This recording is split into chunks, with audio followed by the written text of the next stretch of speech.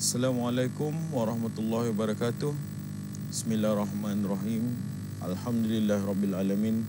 Wassalatu wassalamu ala asyrafil anbiya wal mursalin sayyidina Muhammadin wa ala alihi washabbihi ajma'in. Qala Allah Ta'ala fi kitabil aziz, a'udzubillahi minasyaitonir rajim. Qalu subhanaka la ilma lana illa ma 'allamtana innaka antal alimul hakim.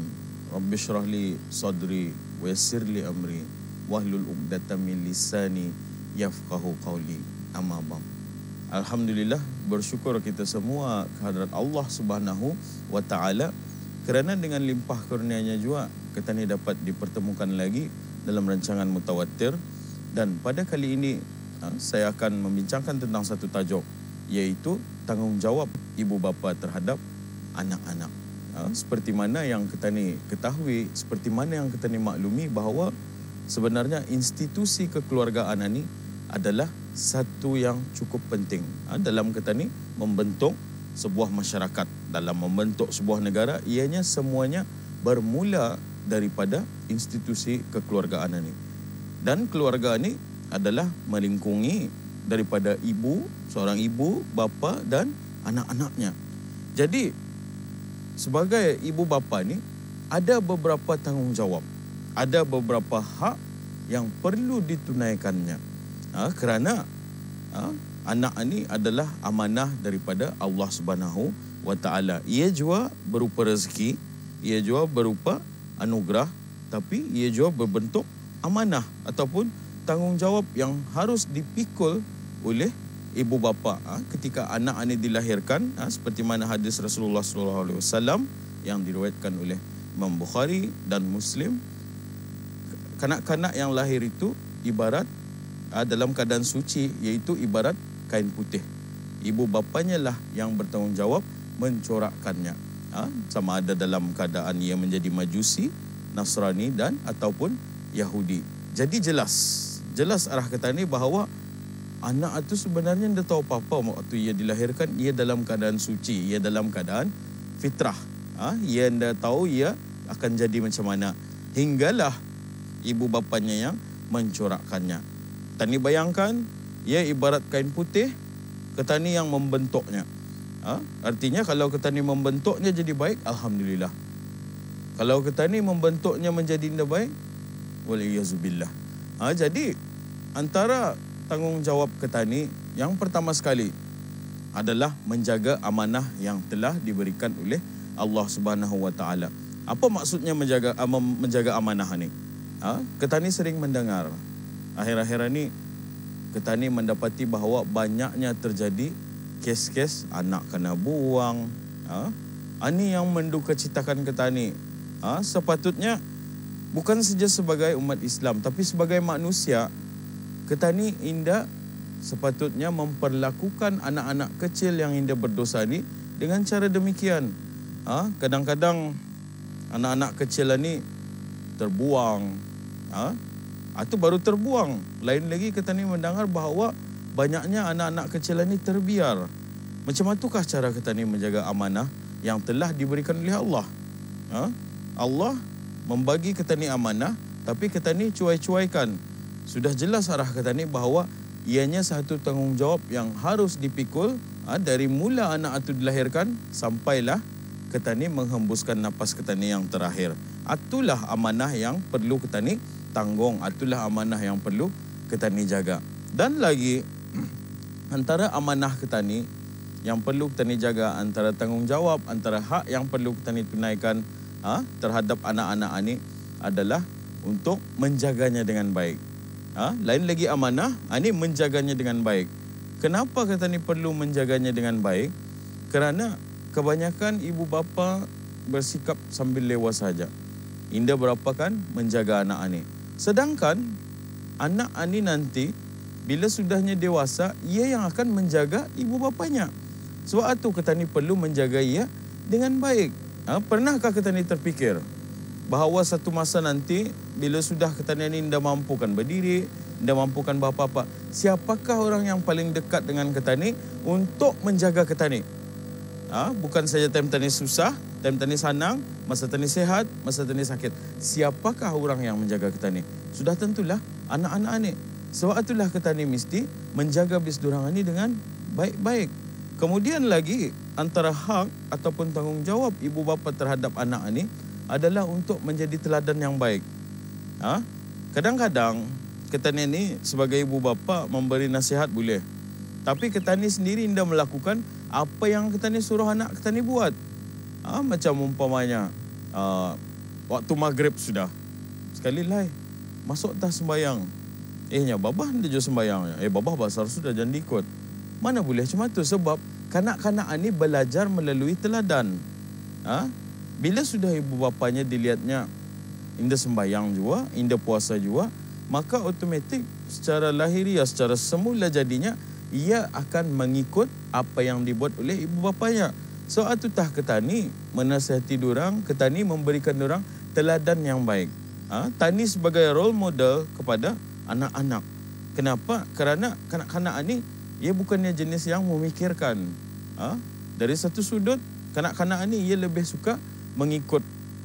Kadang-kadang yang jelas arah ketani pada masa ini adalah macam mana panggilan ketani. Kadang-kadang seorang suami pun terpaksa memanggil mama kepada isterinya. Kenapa? Kerana ia mau anaknya yang ikut memanggil mama. Jadi jelas arah ketani bahawa anak ini sebenarnya ia mengikut apa yang telah kena bagi tahu arah. Ia tidak akan mengikut segala yang diberitahu itu secara bulat-bulat, tapi ia akan mengikut teladan itu. Macam umpamanya ketani bersalam marah orang tua-tua.